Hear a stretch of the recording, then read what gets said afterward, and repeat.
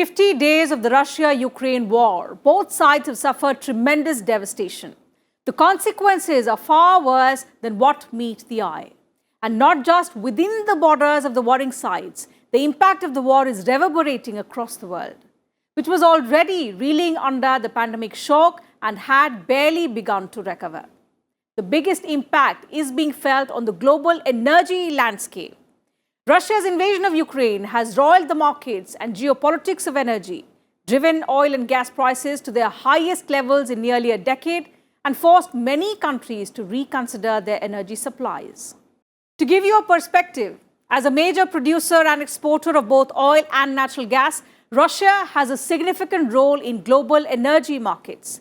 In 2021, Russian crude and condensate output reached 10.5 million barrels per day, making up 14% of the world's total supply.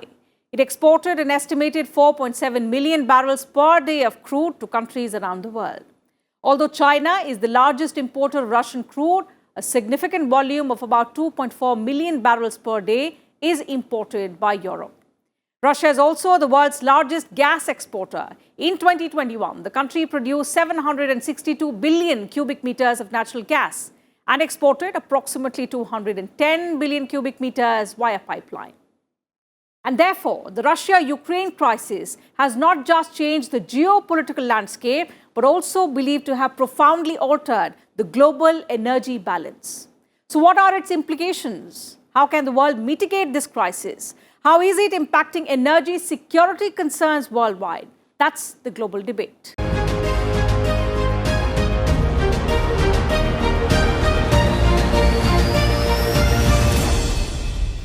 Hello viewers, Namaskar and welcome to Sansad TV. I am Teena. It is my pleasure to welcome on the show tonight a distinguished panel of experts from around the world. So let me first introduce them to you. I have with me Mr. Jonathan Stern, Distinguished Research Fellow, the Oxford Institute for Energy Studies, Oxford, United Kingdom.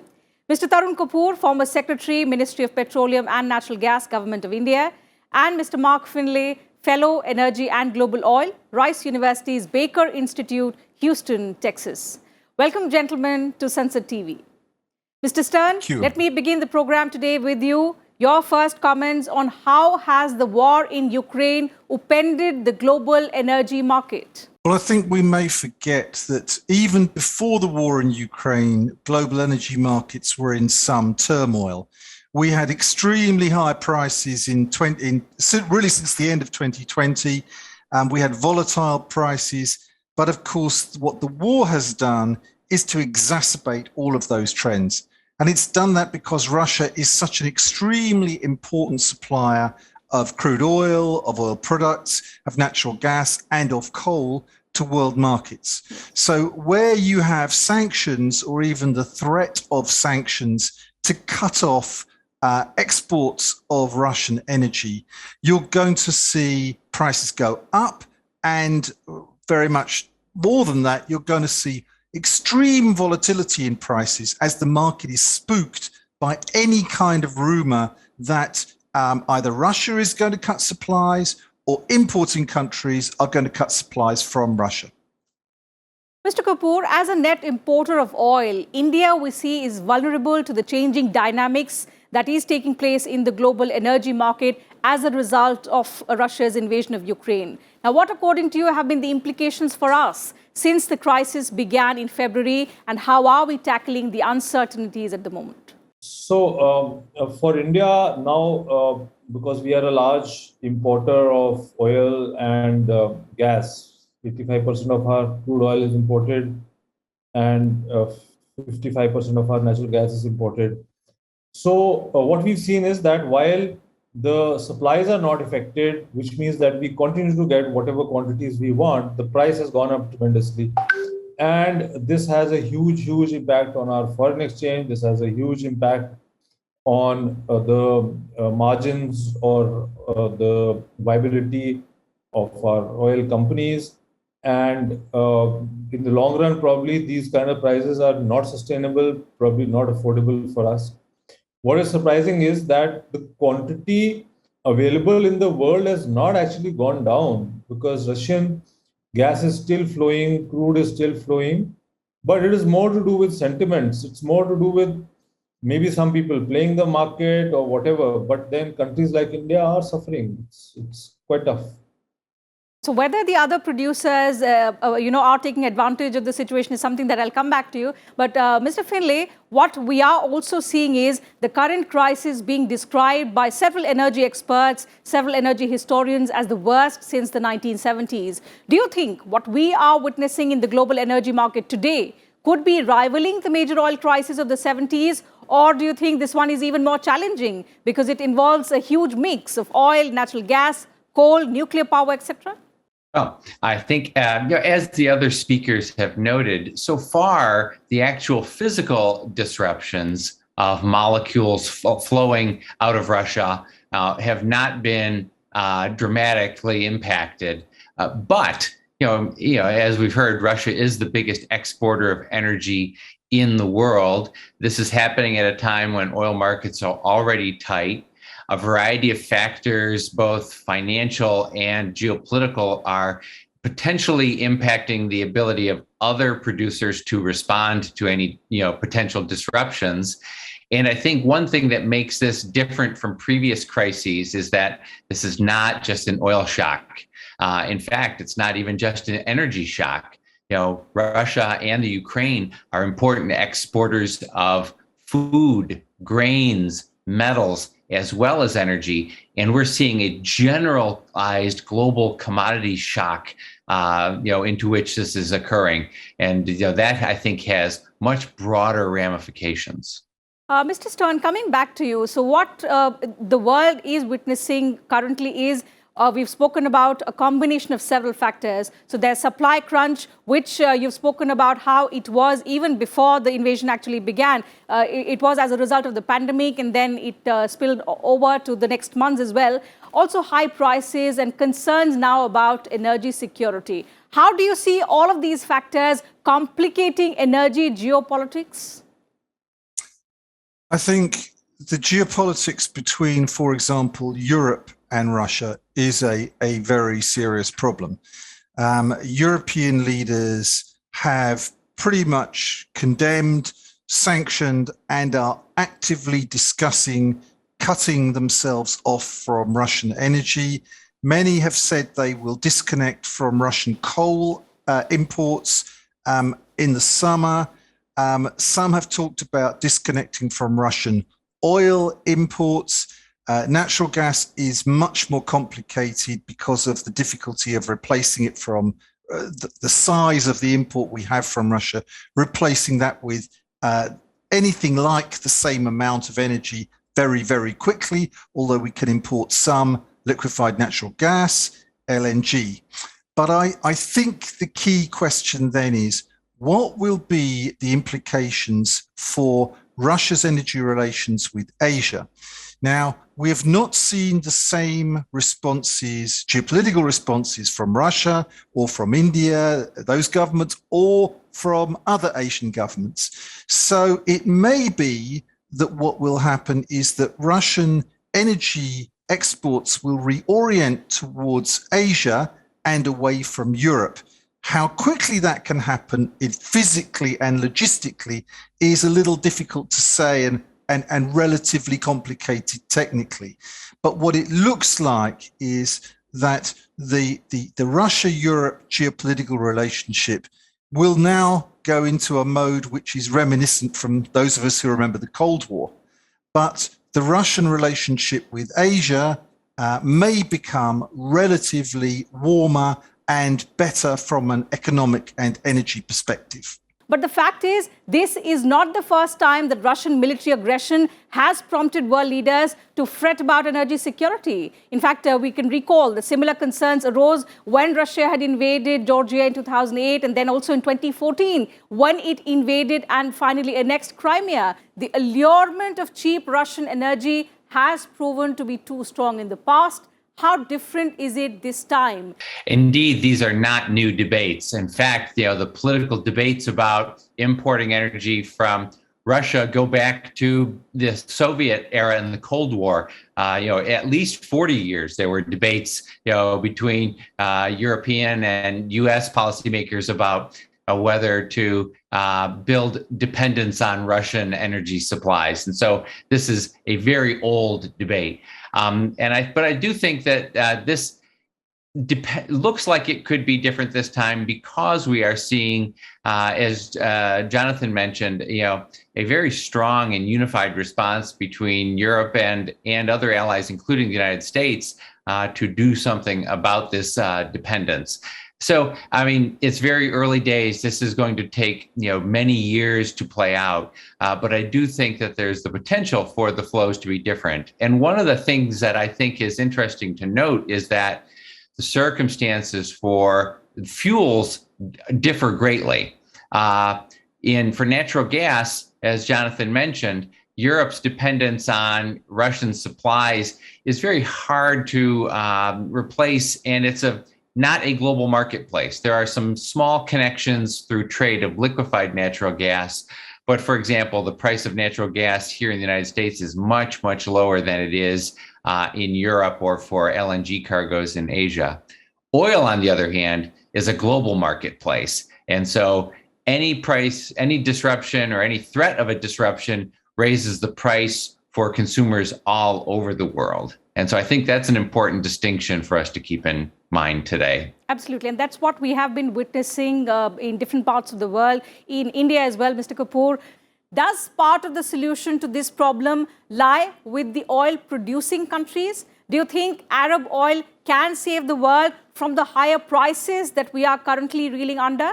So now we have to see where we are getting our oil and gas from as on today. So most of our gas is coming from Qatar. Our oil also 70% is coming from the Gulf. From Russia, India is not importing much. And the Russian gas is probably, all the pipelines are built for movement towards Europe. Some gas would be going to Japan, but very little coming towards India. And the infrastructure is also not built in such a manner that that the gas would flow. Even if they want to convert into LNG, it should flow to some port from where it can be shipped to India. But right now, that is not the situation.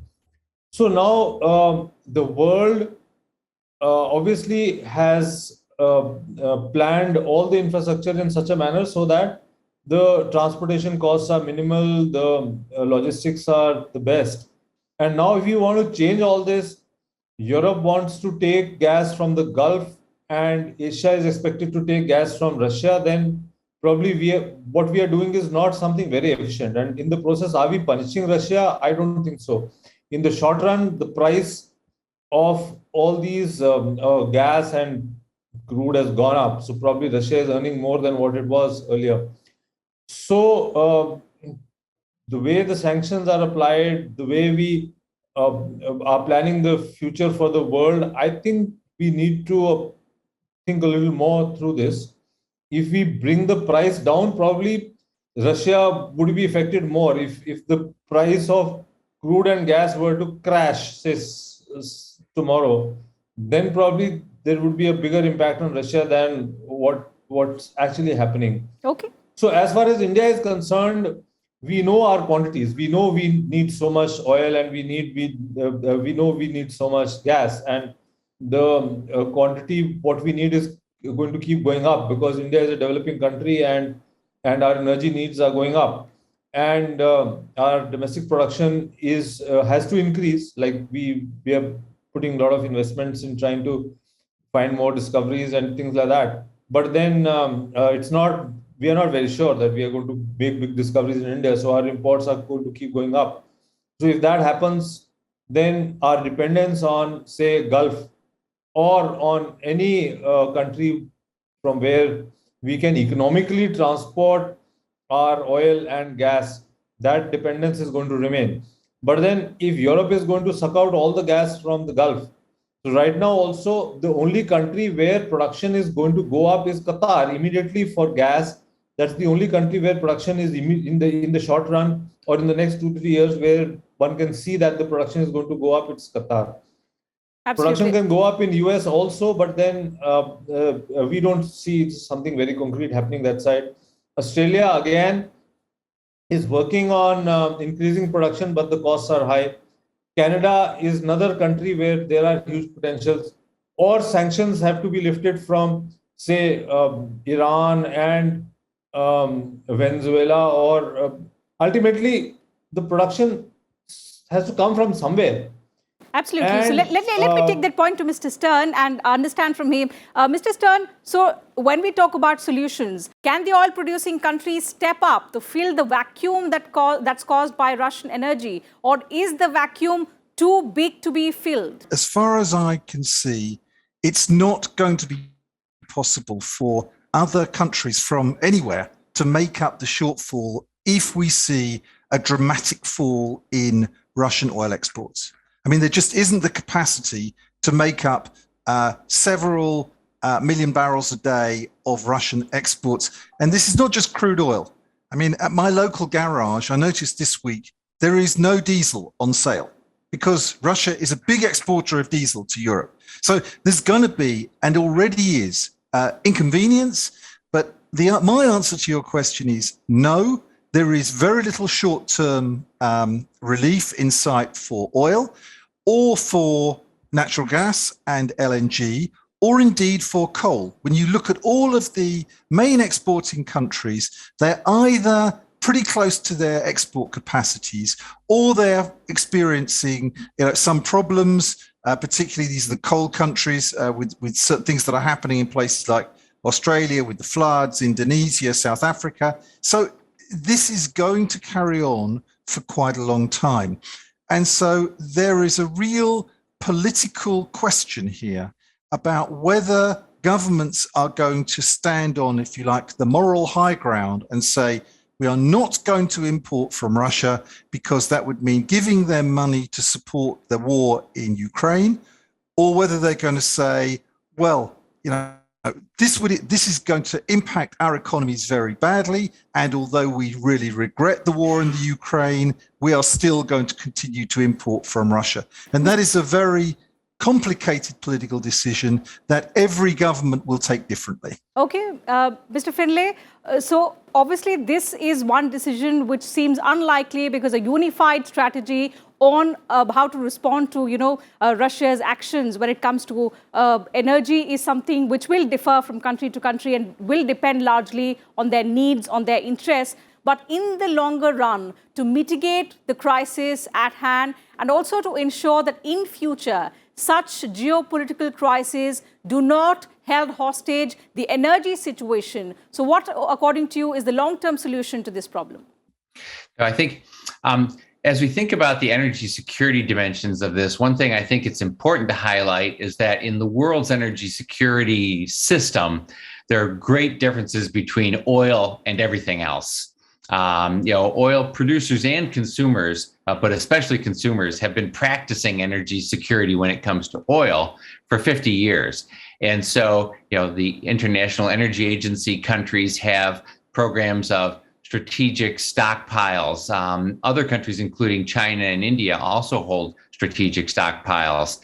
Saudi Arabia, uniquely in the history of the world, at least as far as I can tell, has committed to maintaining a buffer of spare production capacity for emergency use. These concepts, have at least been practiced, and we've seen them used. Recently there have been releases of strategic stocks late last year, including an agreement with India. More recently, the United States and other members of the International Energy Agency have agreed to release strategic oil stocks. In the past, we've seen Saudi Arabia use its spare capacity in emergencies. One interesting geopolitical wrinkle right now is that even as consumers around the world have been asking for more supply, that so-called OPEC plus group, which includes not only the OPEC countries, but also Russia, have been refusing requests from consumers to accelerate their planned production increases. One of the reasons why we had such high oil prices, at least heading into the crisis, was that group had engaged in the biggest strategic coordinated cuts of oil production the world had ever seen. Okay. And they're still holding some of that supply back from the market even today. So what Look, are these thinking longer solutions, term. Mr. Finley, Oh. I apologize for cutting you short. Time is running out. But what of these solutions will actually work to end this crisis is something that, of course, remains to be seen. But another dimension, Mr. Kapoor, what is emerging out of the current situation is the shift to green transition. And that is where the concerns lie. Do you think the current situation could also derail the green energy transition that the world aims to? So this would be this would help the energy transition. All countries, probably Europe and India, we all are now thinking that we must move faster and move into renewables, because dependence on fossil fuels is not the way for us. And the high price also helps. For example, here in India now, we were comparing, say, ethanol. We're doing blending in petrol. So how does the price compare? So right now, even the oil companies are very happy buying ethanol. So similarly, we are looking at, say, compressed biogas or solar, or people shifting to use of electricity for cooking.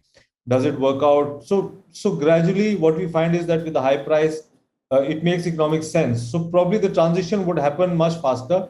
Absolutely. And it has a huge economic and environmental opportunity as well, as you rightly pointed out. The clean energy transition in India is already well underway. Now, what's important is that we have to accelerate the stride towards green energy. And also for the developed world, it's time to, handhold the developing countries. Because when we talk about green transition, all of us know that it is still not affordable. So the developed world who hold technology have to work towards finding ways to accelerate transformation to green energy, because that is the future for a better and greener and sustainable world. The time is running out. With that, I'll have to wrap up the discussion today. Thank you once again to all three of you for joining us on the program on Sansad TV and putting forth your perspective before us and our viewers on this very, very pertinent topic, the energy crisis that the world currently is reeling under. Thank you once again for joining us on the program. So that's it from us on this edition of the Global Debate. Thanks very much to all our viewers as well for your time. See you again next time. Thank you once again.